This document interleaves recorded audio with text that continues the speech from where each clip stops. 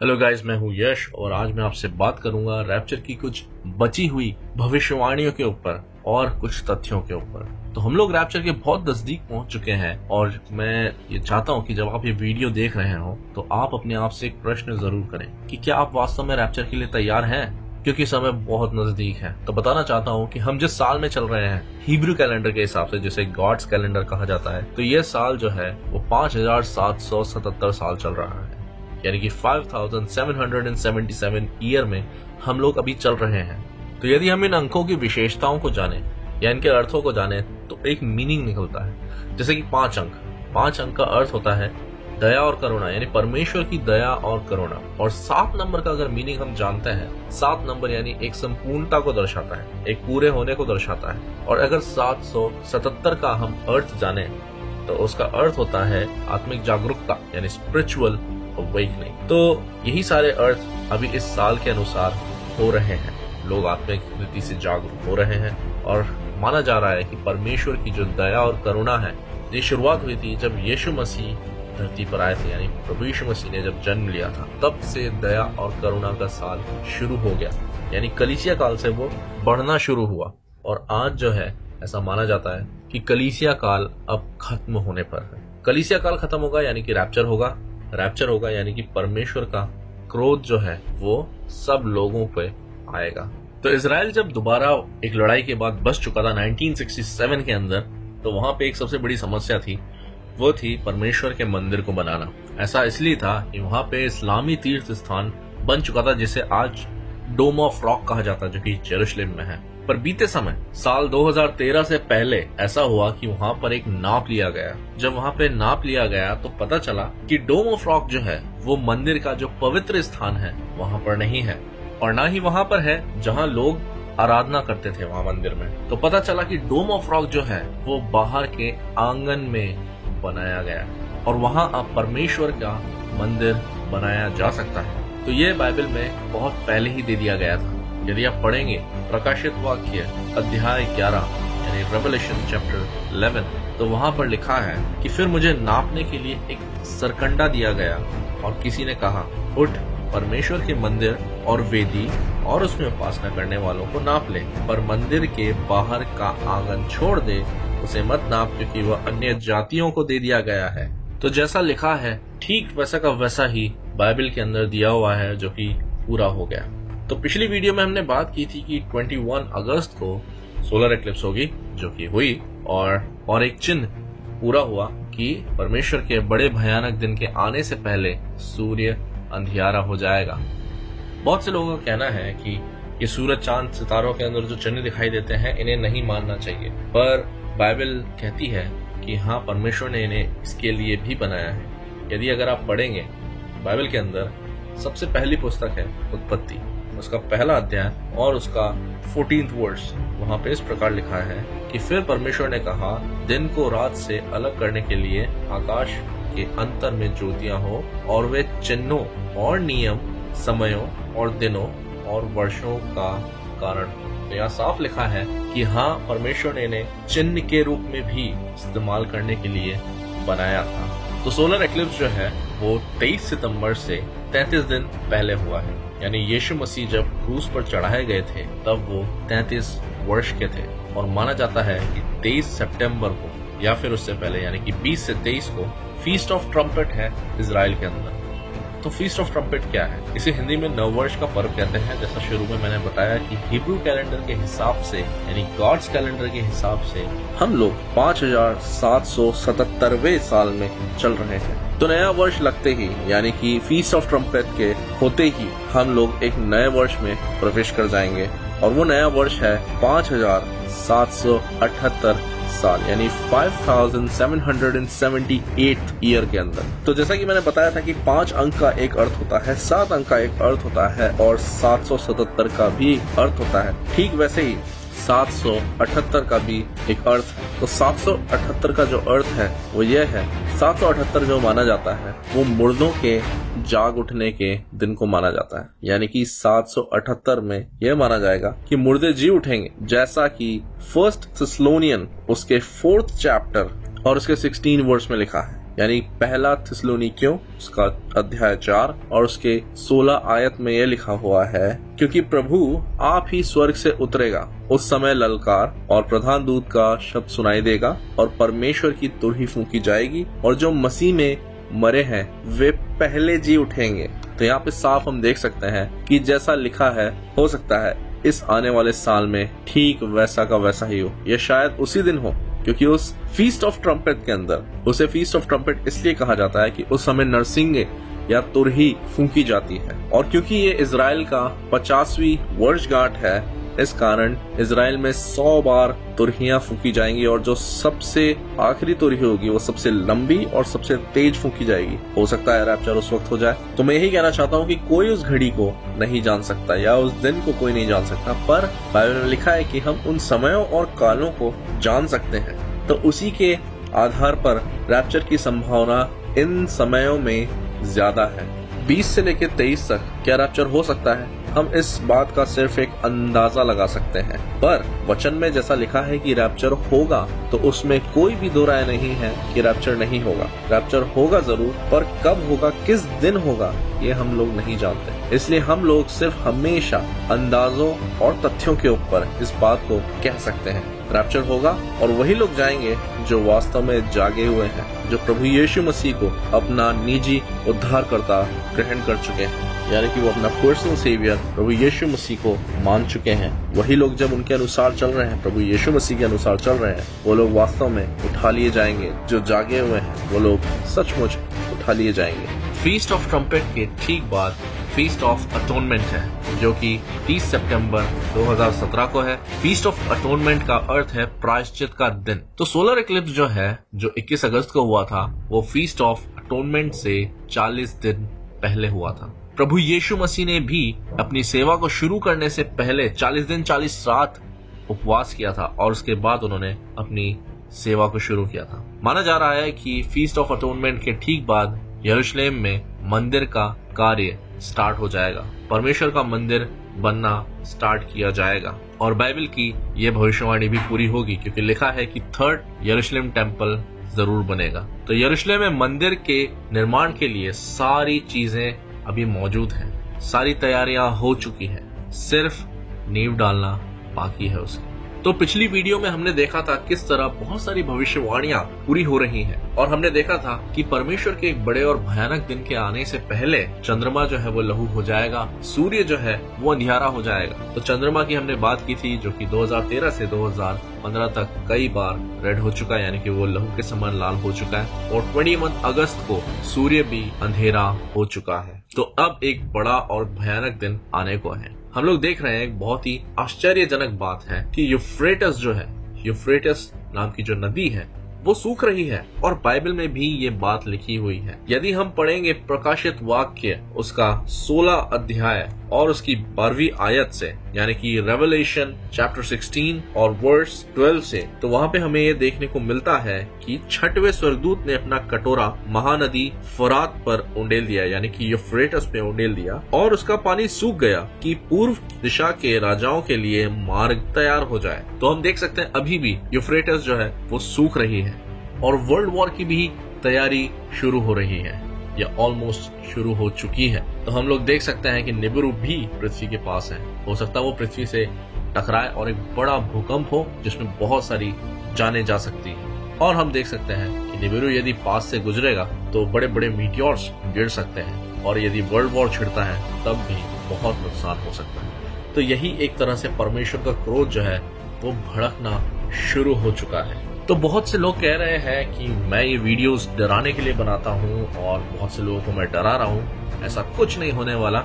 लेकिन यदि हम देखें वास्तव में अगर सच्चाई को, तो परमेश्वर का क्रोध भड़कना शुरू हो चुका है। अगर आप ये देखना चाहते हैं तो आप न्यूज देखिए, जितना हो सके उतना न्यूज देखिए, क्योंकि मैं देख रहा हूँ कि बाढ़ जो है इस बार सबसे ज्यादा ऑलमोस्ट हर देश में बहुतायत से आई है। और यदि हम देखें तो अमेरिका में बहुत बड़ी आग लगी है, आप न्यूज में देख सकते हैं सब कुछ। और अगर आप ये देखना चाहते हैं कि अभी समुद्र में क्या हो रहा है, तो हम सब इस बात को जानते हैं कि हरिकेन आया हुआ है अभी, और वो बहुत बड़े, अब तक के सबसे बड़े हरिकेन अमेरिका की तरफ पड़ रहा है। सबसे इंटरेस्टिंग बात मालूम है क्या है? सबसे इंटरेस्टिंग बात यह है कि जिस तरफ से सोलर एक्लिप्स ट्रैवल करता हुआ गया था, ठीक वहीं से हरिकेन जो है इरमा में वो स्टार्ट हो रहा है। और ये बात इस बात का संकेत देती है कि ये चिन्ह परमेश्वर की ओर से है और ये बात भी परमेश्वर की ओर से पूरी हो रही है। यह क्रोध भी परमेश्वर की ओर से है। मेरा काम आपको डराना नहीं है, मेरा काम आपको चेताना है, मेरा काम है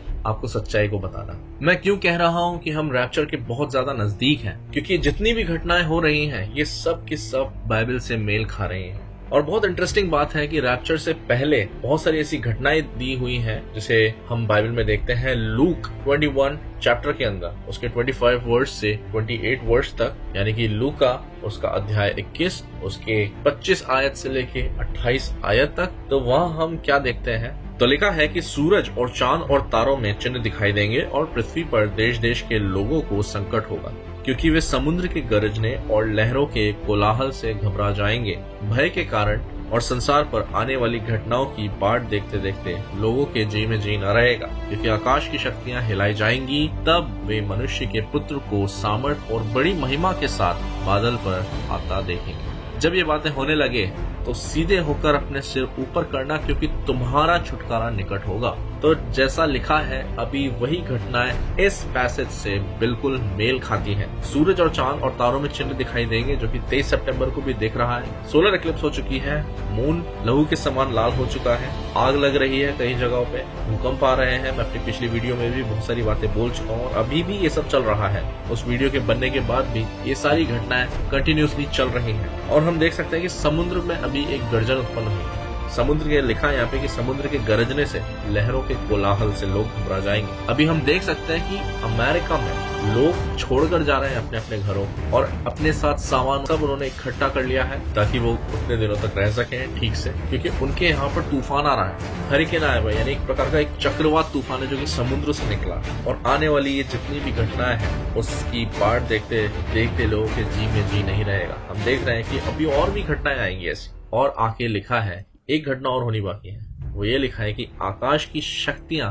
हिलाई जाएंगी, तब वे मनुष्य के पुत्र को बड़ी सामर्थ और महिमा के साथ बादल पर आता देखेंगे। यानी रैप्चर का जो टाइम है वो इन्हीं घटनाओं से जुड़ा हुआ है। तो रैप्चर के ठीक पहले एक और चिन्ह दिया गया है जो कि प्रभु यीशु मसीह ने अपने चेलों को दिया था, जो पाया जाता है मत्ती अध्याय 24 और उसकी 30 आयत के अंदर, यानी कि मैथ्यू 24 चैप्टर और उसके 30 वर्स में। वहां पे इस प्रकार लिखा है, तब मनुष्य के पुत्र का चिन्ह आकाश में दिखाई देगा, तब पृथ्वी के सब कुलों के लोग छाती पीटेंगे और मनुष्य के पुत्र को बड़ी सामर्थ और ऐश्वर्य के साथ आकाश के बादलों पर आते देखेंगे। तो हम देख रहे थे कि कौन सा चिन्ह है वो, ऐसा वो कौन सा चिन्ह है। बहुत से लोग मानते हैं कि वो चिन्ह शायद क्रूस है जो कि आकाश में दिखाई देगा, पर हम देख सकते हैं कि वह चिन्ह क्रूस नहीं है, क्योंकि प्रभु यीशु मसीह ने जब ये चिन्ह बताया था तब तक वो क्रूसीफाई नहीं हुए थे, यानी उन्होंने क्रूसिफिकेशन से पहले ये बात अपने चेलों को बताई थी। तो हम देख सकते हैं कि बाइबल में कि जब प्रभु यीशु मसीह का जन्म हुआ था तो ऐसा क्या चिन्ह दिया गया था जिससे कि लोग पहचान सकते थे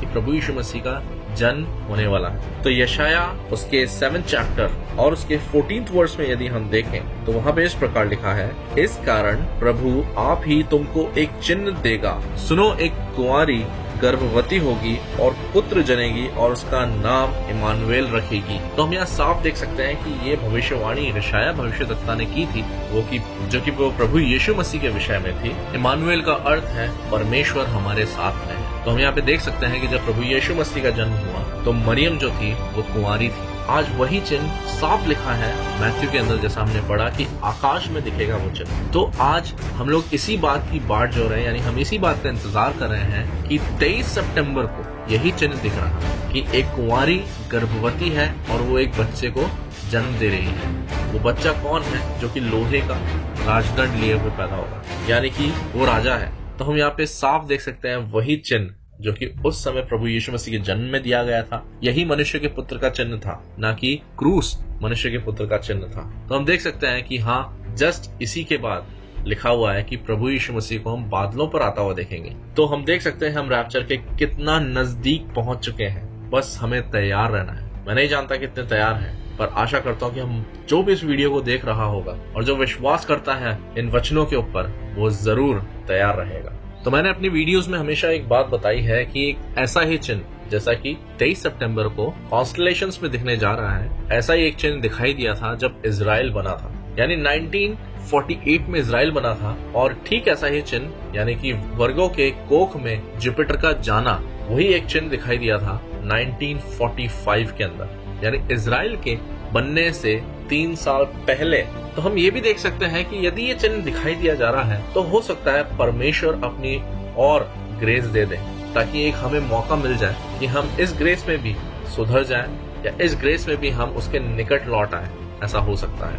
और इसी तथ्य पे हम लोग इस बात का अंदाजा लगा रहे हैं कि हो सकता है इस चिन्ह के दिखने के 3 साल बाद रैप्चर हो। हम अभी कुछ पक्के तौर पे नहीं कह सकते कि रैप्चर किस दिन होगा, क्योंकि वचन में साफ लिखा है उस दिन के विषय में कोई नहीं जानता है। पर हमें जब से ये चिन्ह दिख रहा है, हमने इसके बारे में सुनना शुरू किया, हमारे लिए सबसे बेहतर चीज यही है कि हमें तैयार रहना चाहिए। जैसा कि हम में से बहुत से लोग जानते हैं कि जब रैप्चर में लोग उठा लिए जाएंगे तब एक बड़ा भयानक दिन होगा, यानी उस समय पृथ्वी के ऊपर बहुत ज्यादा क्लेश बढ़ जाएंगे। तो ये क्लेश कितने टाइम का है, बाइबल हमें साफ बताती है। तो यदि आप बाइबल को पढ़ते हैं तो वहाँ पे आप हमेशा पाएंगे कि 3.5 साल और 3.5 साल में इन क्लेश को डिवाइड किया गया है, यानी कि टोटल वो 7 साल का क्लेश है। अभी जो सोलर एक्लिप्स हुई वो 21 अगस्त 2017 को हुई थी, पर आने वाली जो सोलर एक्लिप्स है वो 2024 में है, ठीक 7 साल बाद। तो बहुत से ऐसे लोग मान रहे हैं, जो क्रिश्चियन स्कॉलर्स हैं, वो मान रहे हैं कि हाँ, हो सकता है कि ये जो 7 साल है ये आने वाला एक क्लेश काल हो, जिसे परमेश्वर ने शुरुआत से एंड तक मार्क किया हो। और सोलर एक्लिप्स जो है वो इस बात को दर्शाने के लिए हमें दिया गया है। तो बहुत से ऐसे मसीही लोग हैं जो इन भविष्यवाणियों की ओर ध्यान नहीं देते और वो हमेशा कंफ्यूज रहते हैं इन 2 बातों से। रैप्चर एक अलग इवेंट है, प्रभु यीशु मसीह का आना एक अलग इवेंट है। तो यदि हम देखते हैं रैप्चर जो इवेंट है उसमें प्रभु यीशु मसीह आ रहे हैं, लेकिन वो जमीन पे अपने पांव नहीं रखेंगे, यानी कि वो हवा में रहेंगे बादलों के ऊपर, और वहीं पे अपने चुने हुए लोगों को उठा करके ले जाएंगे। पर जो दूसरा आगमन है उसके अंदर प्रभु यीशु मसीह बाकायदा पृथ्वी के ऊपर आएंगे अपनी सेना के साथ। और बहुत से मसीह लोग ऐसा कहते हैं कि प्रभु यीशु मसीह का आना अभी पॉसिबल नहीं है, क्योंकि सारे लोगों के अंदर प्रभु यीशु मसीह के नाम का प्रचार नहीं हुआ। बाइबल हमें कभी भी ऐसी शिक्षा नहीं देती कि जहाँ पर यह लिखा हो कि एक जन के अंदर मेरा प्रचार होगा। साफ लिखा है कि वहाँ पे नेशंस और जातियों के लिए कहा गया है। 1995 के अंदर यदि हम डेटा ट्रैक करते हैं तो वहाँ पे पता लगता है वो जातियां जो मनुष्यों को खाती थी वहां तक प्रभु यीशु मसीह का प्रचार पहुंचाया गया। यदि हम बात करें इंडिया की, तो इंडिया में भी ऐसी वो हर एक जाति है जहाँ पे प्रभु यीशु मसीह का प्रचार पहुंच चुका है। और ये जो चिन्ह अभी हमें दिया जा रहा है, ये इस बात की निशानी है। यदि हम देखें पौलुस की पत्रियों के अंदर, तो वहाँ पे भी साफ लिखा है कि अन्य जातियों के अंदर, जातियों में इन बात का प्रचार हो चुका था उस वक्त से। तो अभी के समय के हिसाब से जो नई नई जातियां भी निकली होंगी, उनमें भी हर नेशन, हर जाति के अंदर प्रचार हो चुका है। तो प्रभु यीशु मसीह का आना तब है जब मिलेनियम रूल आएगा, यानी 1000 साल के राज्य से पहले। पर रैप्चर की घटना को हम इस बात से नहीं जोड़ सकते। रैप्चर प्रभु यीशु मसीह के दूसरे आगमन से पहले की घटना है। तो इसलिए मैं कहना चाहता हूँ मसीह भाइयों से, बहनों से कि तैयार रहें, क्योंकि रैप्चर बहुत नजदीक है।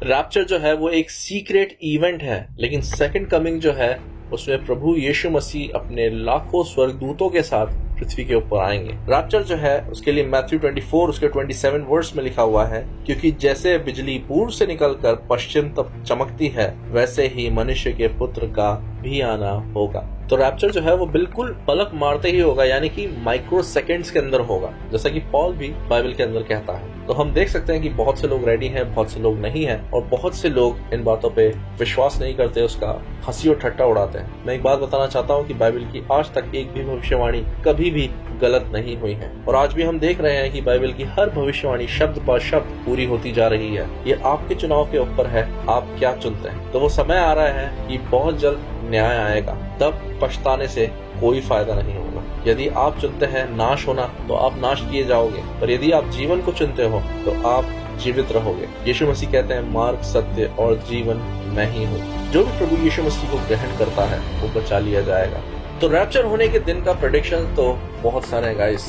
हम कोई भी दिन प्रेडिक्ट कर सकते हैं, लेकिन होगा वही जो परमेश्वर की इच्छा में। हमें जागते रहना है अपनी आत्मिक रीति से, और हमें सचेत रहना है कि संसार में क्या हो रहा है, और हमें वेट करना है अपने उस दिन का कि हम जिस दिन उठा लिए जाते हैं। तो आने वाली वीडियो होगी एंटी क्राइस्ट के ऊपर, जो कि मैं बहुत जल्द लाने की कोशिश जरूर करूंगा। और मैं बताना चाहता हूँ कि एक समय था जब सेटेनिस्ट, जो शैतान को मानते हैं, वो लोग छुप करके इन सारे क्रियाकर्म को किया करते थे। पर अगस्त में सेटेनिस्ट एक धर्म है, यानी शैतानवाद एक धर्म हो चुका है ऑफिशियली पूरे वर्ल्ड में। तो अब शैतानवाद के लोग खुल्लम खुल्ला अपनी क्रियाओं को कर सकते हैं, वो खुल्लम खुल्ला अपने प्रचारों को कर सकते हैं। यरूशलेम का मंदिर बनने पर है, एंटी क्राइस्ट उस मंदिर में आने को है, जो कि मैं अपनी अगली वीडियो में, जिसे मैं बहुत जल्द लाने वाला हूँ, मैं आपको बताऊंगा जरूर। पर डिपेंड ये करता है कि हम कितना तैयार है। मिलते हैं अगली वीडियो में, तब तक के लिए goodbye, God bless you. तैयार रहिए, जागते रहिए।